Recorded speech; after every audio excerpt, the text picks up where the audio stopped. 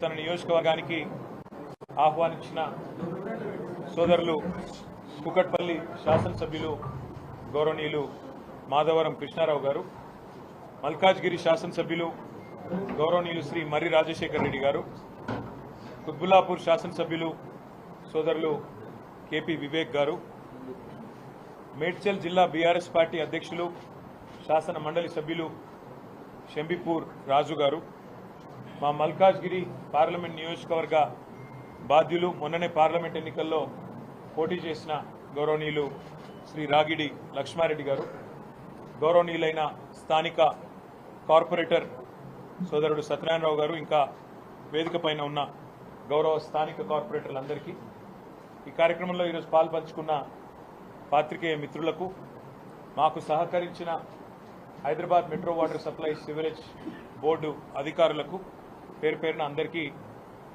నమస్కారం, ధన్యవాదాలు. ఈరోజు ఒక్క కూకట్పల్లి నియోజకవర్గంలో 4 సివరేజ్ ట్రీట్మెంట్ ప్లాంట్లు ఏవైతే గతంలో ప్రభుత్వంలో కేసీఆర్ గారి నాయకత్వంలో శ్రీకారం చుట్టినామో వాటిలో 2 ప్లాంట్లను పూర్తయిన వాటిని ఇవాళ సందర్శించడం జరిగింది. మరొక 2 ప్లాంట్లు కూడా చివరి దశలో ఉన్నాయి, వాటిని కూడా భవిష్యత్తులో తప్పకుండా సందర్శిస్తాం. ఇవాళ మేము అనుకున్న ప్రోగ్రాం ఏమంటే, బీఆర్ఎస్ పార్టీ హైదరాబాద్ నగర ప్రజల ఆశీర్వాదంతో ఒక్క సీటు కూడా కాంగ్రెస్కి ఇవ్వకుండా అన్ని సీట్లలో మమ్మల్ని హైదరాబాద్ నగర ప్రజలు సంపూర్ణంగా మాకు ఆశీర్వాదం ఇచ్చి గెలిపించారు. అలాంటి నగర ప్రజలకు గతంలో మేము చేసిన పనులను చూసి, మా అభివృద్ధిని చూసి గెలిపించినారు.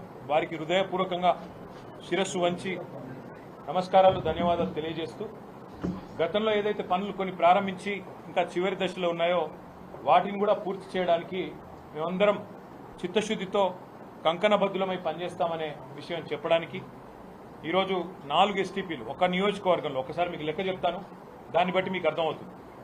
ఫతేనగర్లో దాదాపు 175 కోట్ల రూపాయలతో 133 MLDల ప్లాంటు నిర్మాణం పూర్తయింది, ట్రయల్ రన్ జరుగుతూ ఉంది. ఖాజాకుంటలో 20 MLDల ప్లాంటు దాదాపు 40 కోట్ల రూపాయలతోని నిర్మాణం పూర్తయింది, అది కూడా రన్నింగ్లో ఉంది. రెయిన్బో విస్టాస్ దగ్గర 43.5 MLDల ప్లాంటు దాదాపు 75 కోట్ల రూపాయలతో నిర్మాణంలో చివరి దశలో ఉంది. ముల్లకత్వాలో ఒక 25 MLDల ప్లాంట్ దాదాపు 45 కోట్ల రూపాయలతో మరి అది కూడా చివరి దశలో ఉంది. అంటే ఒక్క కుకట్పల్లి నియోజకవర్గంలోనే, ఒక్క నియోజకవర్గంలో హైదరాబాద్లో దాదాపు 350 కోట్ల దాకా సుమారుగా ఖర్చు పెట్టి ఈ ప్రాంతంలో ఉండే ప్రజల ఇక్కట్లు తీర్చడానికి కుకట్పల్లి నాలా కావచ్చు, లేదా స్థానికంగా ఉండే నాలాలు కావచ్చు, వాటిలోంచి వచ్చే నీరు వల్ల ప్రజల ఆరోగ్యం దెబ్బతినకూడదు. ఆ మురికి నీరు వల్ల తప్పకుండా వాటిని శుద్ధి చేయాలన్న ఉద్దేశంతో ఈరోజు ఒక్క కుకట్పల్లిలో 350 కోట్లు ఖర్చు పెడతా ఉన్నాం. మొత్తం కనుక హైదరాబాద్ GHMC పరిధిలో చూసినట్టయితే భారతదేశంలో కాదు, దక్షిణాసియాలో మొట్టమొదటి నగరం హైదరాబాద్ కావాలి, 100% సివరేజ్ ట్రీట్మెంట్ చేసిన నగరంగా చేయాలన్న ఉద్దేశంతో 4,000 కోట్ల రూపాయలతో ఆనాడు కేసీఆర్ గారి నాయకత్వంలో 1276 MLDల మిలియన్ లీటర్స్ పర్ డే కెపాసిటీతో ఈ సివరేజ్ ట్రీట్మెంట్ ప్లాంట్ల నిర్మాణానికి శ్రీకారం చుట్టడం జరిగింది. మొత్తం 31 ప్రాంతాల్లో శ్రీకారం చుట్టినాం. అందులో అంబర్పేటలో 300 MLDల ప్లాంట్ అతిపెద్దది అంబర్పేటలో కట్టినాం, దాన్ని కూడా తొందరలో సందర్శిస్తాం. ఇప్పటికే 5 చోట్ల ఎస్టీపీలు ప్రారంభమైనాయి. నేను ఆనాడు మంత్రిగా ఉన్నప్పుడే, ఇంకా అప్పటికి ఎలక్షన్ కోడ్ రాలేదు, కోకాపేటలో ఎస్టీపీ ప్రారంభించాను. తర్వాత ఈ మధ్యన రేవంత్ రెడ్డి గారు ఉప్పల్లో నల్ల చెరువు మీద 1, నాచారం దగ్గర 2 ప్లాంట్లు ప్రారంభించారు. ఇంకా ఒక 3 కూడా తయారుగా ఉన్నాయి, మనం కట్టిందే ప్రారంభించారు. ఆ తర్వాత హైదరాబాద్ని మురికి నీటి సమస్య నుంచి శాశ్వతంగా విముక్తి చేయాలన్న ఉద్దేశంతో ఆనాడు కేసీఆర్ గారి సంకల్పంతో ఈ కార్యక్రమాలు తీసుకున్నాం. ఒక ఐడియా కోసం మీకు చెప్పేది ఏమంటే, దాదాపు హైదరాబాద్లో GHMC పరిధిలో రోజుకు 2000 MLDల మిలియన్ లీటర్స్ పర్ డే మనకు సివరేజ్ ఉత్పత్తి అవుతుంది. మా ప్రభుత్వం వచ్చే నాటికి కేవలం 700 దాకా సివరేజ్ ట్రీట్మెంట్ కెపాసిటీ ఉండేది, 700 MLD. దానికి మరొక దాదాపు 1300 MLDల కెపాసిటీ యాడ్ చేసి 4000 కోట్ల రూపాయలతో సెకండరీ ట్రీట్మెంట్కి మేము శ్రీకారం చుట్టినాం. దాన్ని విజయవంతంగా పూర్తి చేశామని చెప్పి గర్వంగా హైదరాబాద్ ప్రజలకు చెప్తా ఉన్నాం. ఇందులో అత్యంత తక్కువ విద్యుత్ ఖర్చు అయ్యే విధంగా, అంటే ఎలక్ట్రిసిటీ కూడా కన్జంప్షన్ పెరిగి మళ్ళీ బోర్డుకు కూడా ఇబ్బంది రావద్దన్న ఉద్దేశంతో సీక్వెన్సింగ్ బ్యాచ్ రియాక్టర్ టెక్నాలజీ అంటారు దీన్ని, ఎస్బీఆర్. ఆ ఎస్బీఆర్ టెక్నాలజీతో ఈ ప్లాంట్స్ అన్నింటినీ కూడా నిర్మాణం చేసినాము. హైదరాబాద్ భవిష్యత్ కోసం, భవిష్యత్ తరాల కోసం మరి ఒక విశ్వనగరంగా ఎదగాలి హైదరాబాద్ అంటే ఇవన్నీ హంగులు ఉండాలన్న ఉద్దేశంతో దీన్ని శ్రీకారం చుట్టాం. మళ్ళొకసారి చెప్తా ఉన్నా, నేను భారతదేశంలో కాదు, దక్షిణాసియాలో, సౌత్ ఏషియాలోనే మొట్టమొదటి సిటీ హైదరాబాద్. 100% సివరేజ్ ట్రీట్మెంట్ చేయబోతున్న మొట్టమొదటి సిటీ హైదరాబాద్. ఇది కేసీఆర్ ముందు చూపు, మా ప్రభుత్వం యొక్క విజన్ వల్ల జరిగింది అనే మాట నేను గుర్తు చేస్తా ఉన్నా. మళ్ళీ నేను ఈ మాట అనగానే ఎవరో ఒక బీజేపీ సోదరుడు బయలుదేరుతాడు, మా పాత్ర ఉంది ఇందులో కేంద్రం పాత్ర గుండు సున్నా. అది కూడా చెప్తా ఉన్నా ముందే.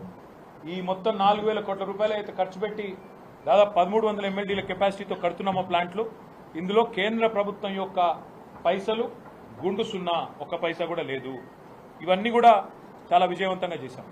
నేను నిన్న కూడా చెప్పినా, మళ్ళీ ఈరోజు కూడా చెప్తా ఉన్నా. మేము 10 ఏళ్ల పాటు రాగద్వేషాలకు అతీతంగా, ప్రాంతీయ విద్వేషాలకు అతీతంగా, కుల విద్వేషాలకు అతీతంగా,